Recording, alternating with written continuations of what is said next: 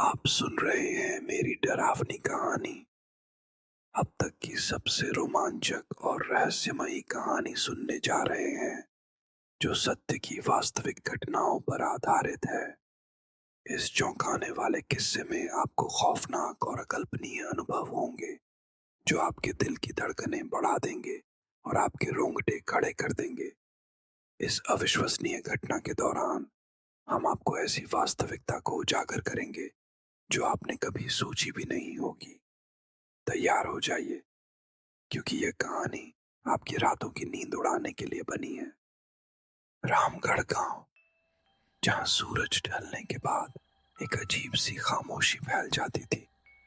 घरों के बाहर जलते दियों की लौ भी जैसे डरते डरते टिमटिमाती थी। कच्चे पक्के रास्ते, मिट्टी के घर और बीच गांव की धड़कन कहलाने वाला चौक, और उसी चौक में एक विशाल पीपल का पेड़। पर यह पीपल सिर्फ पेड़ नहीं था, यह डर का दूसरा नाम था। राहुल लगभग 4 साल बाद अपने गांव लौटा था। शहर की चकाचौंध में पढ़ाई पूरी करने के बाद अब वह कुछ दिन गांव में सुकून बिताना चाहता था। माँ बाप ने घर की चहल पहल में उसका स्वागत किया, लेकिन उसे जल्दी ही एहसास हो गया कि गांव में पहले जैसी खुशी नहीं थी। एक रात खाने के बाद राहुल ने अपने पिता से पूछा, बाबूजी, गांव में सब इतने डरे डरे क्यों रहते हैं? अब तो रामगढ़ काफी बदल गया है ना? पिता ने लंबी सांस खींची और धीमे स्वर में कहा, बेटा, सब बदला है, पर चौक का वो पीपल आज भी वैसा ही है। क्या मतलब? राहुल ने हंसते हुए पूछा। बाबूजी ने इधर उधर देखा, फिर धीरे से बोले, उस पेड़ के नीचे कुछ बुरा है बेटा। हर अमावस पर कुछ अनहोनी होती है। लोग कहते हैं कि पेड़ से खून टपकता है। राहुल मुस्कुराया। अरे बाबूजी, आज के जमाने में भी आप ये सब बातें मानते हैं? बाबूजी ने कोई जवाब नहीं दिया, सिर्फ राहुल के कंधे पर हाथ रखकर उसे चुप करा दिया। अगले दिन राहुल गांव में टहलने निकला। चौक तक पहुंचा तो सामने पीपल के विशाल तने को देखकर एक अजीब सा सिहरन महसूस हुई। पेड़ के चारों तरफ लाल धागे बंधे थे। कुछ लोग उसके सामने माथा टेक रहे थे, कुछ लोग दूर से ही हाथ जोड़ रहे थे, लेकिन कोई भी पास नहीं जा रहा था। राहुल ने पास ही बैठे गांव के बुजुर्ग रामस्वरूप काका से पूछा, काका, इस पेड़ में ऐसा क्या है जो सब लोग डरते हैं? रामस्वरूप काका की झुर्रीदार आंखों में एक पुराना डर चमक उठा। काका ने फुसफुसाते हुए कहा, बबुआ, ये पेड़ खाली पेड़ नहीं है। यहाँ एक तांत्रिक मारा गया था, जिंदा जलाया गया था इसी पेड़ के नीचे। उसकी आत्मा अब भी यहीं भटकती है। राहुल को हंसी आ गई। काका, ये सब पुराने जमाने की बातें हैं। अब तो जमाना बदल गया है। काका ने गहरी नजरों से राहुल को घूरा और कहा, जमाना बदल जाए बबुआ, पर जो आत्मा बांध दी गई हो वो ना बदलती। शाम होते ही गांव में डर का माहौल और घना हो गया। हर कोई जल्दी जल्दी अपने घर के दरवाजे बंद करने लगा। कुत्ते भौंकने लगे और हवा में एक अजीब सी गंध भरने लगी थी, जैसे कुछ सड़ा हुआ हो। राहुल को यह सब मजाक लगता था।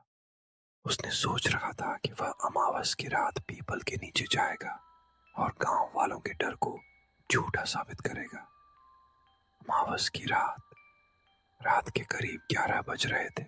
आसमान पर घने काले बादल थे, चांद पूरी तरह अदृश्य। पूरा गांव नींद में था, या यूं कहो, नींद से ज्यादा डर के साए में दबा हुआ था।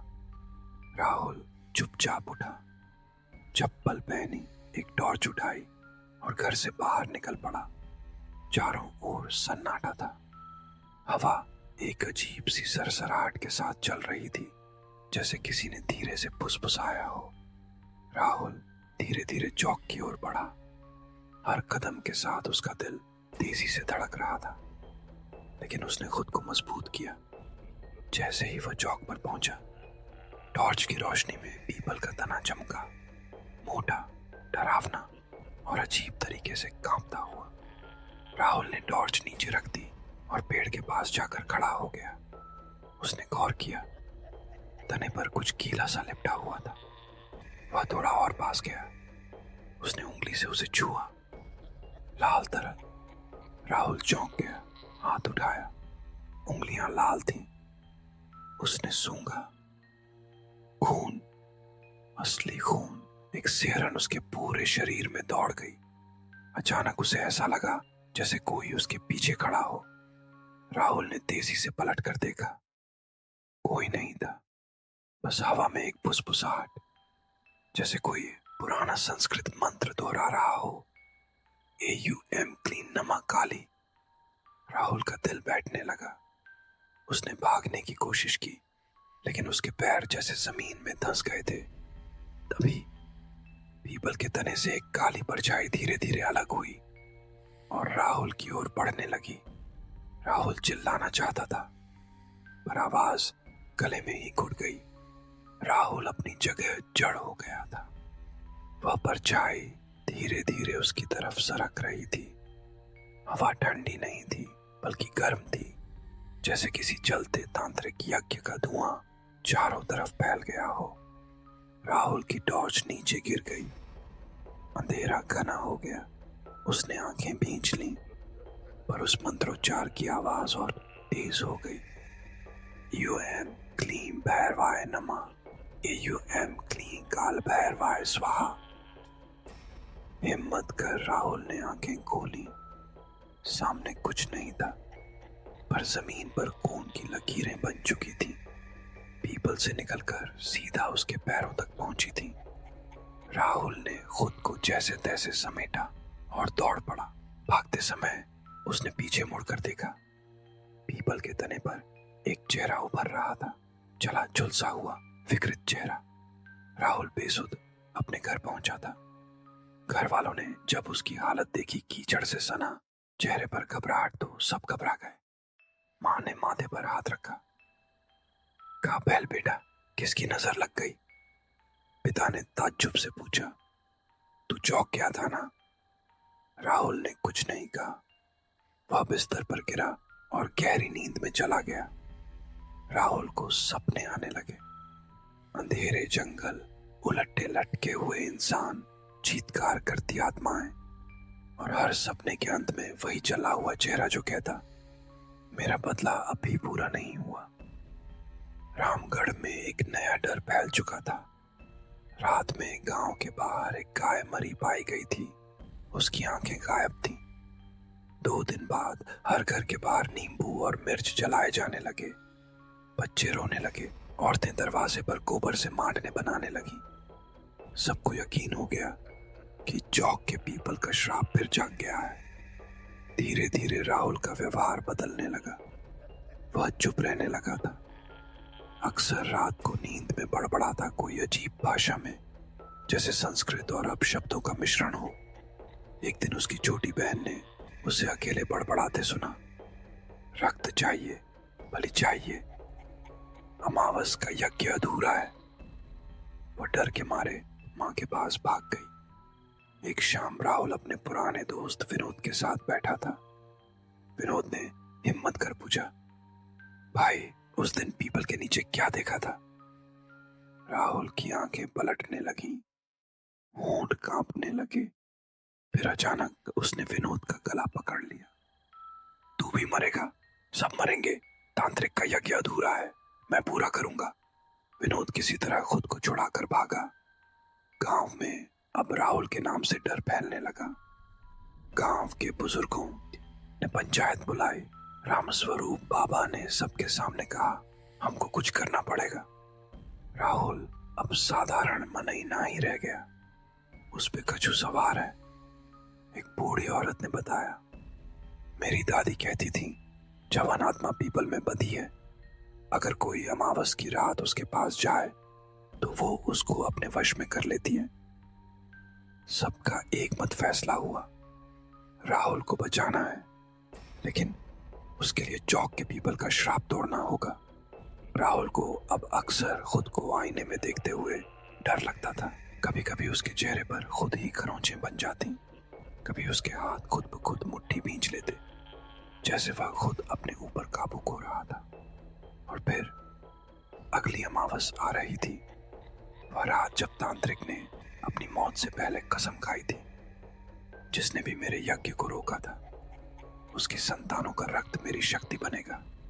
अमावस की रात पास आ रही थी। पूरा रामगढ़ गांव सहमा हुआ था। हर घर में पूजा पाठ चल रही थी।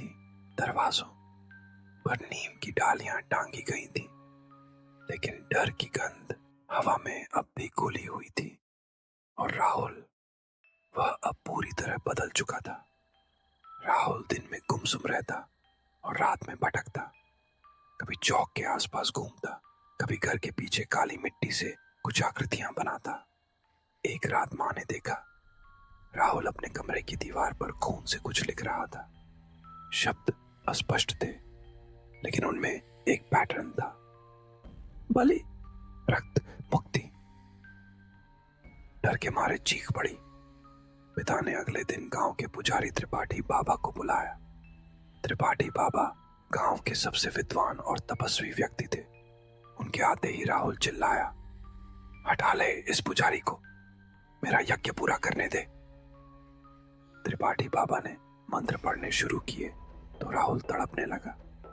उसके मुंह से अजीब सी आवाजें निकलने लगी, मानो कई लोगों की चीखें एक साथ निकल रही हों। त्रिपाठी बाबा ने गहरी नजरों से देखा और कहा, इस लड़के पर किसी बहुत पुराने तांत्रिक का वशीकरण है। जो पीपल के नीचे मारा गया था, वही इसे अपनी कठपुतली बना रहा है। गांव के लोग सन्न रह गए। त्रिपाठी बाबा ने बताया, करीब 80 साल पहले इस गांव में एक तांत्रिक आया था। उसका नाम था काल भैरवनाथ। वह अपने काले जादू से अमरता पाना चाहता था। उसने अमावस की रात बलि के लिए गांव के बच्चों को चुराना शुरू किया था। जब गांव वालों को यह पता चला तो उन्होंने उसे इसी पीपल के पेड़ से बांधकर जिंदा जला दिया। पर मरते समय काल भैरवनाथ ने शाप दिया था, जिसने भी मेरा यज्ञ रोका है, उनकी संतानों के रक्त से मैं पुनर्जन्म लूंगा। त्रिपाठी बाबा ने गहरी आवाज में कहा, राहुल उसी वंश का है जिसके पूर्वजों ने काल भैरवनाथ को जलाया था। अब वह आत्मा राहुल को अपना माध्यम बनाकर अधूरा यज्ञ पूरा करना चाहती है। पूरा गांव दहशत में आ गया। त्रिपाठी बाबा ने चेतावनी दी, अगली अमावस निर्णायक है।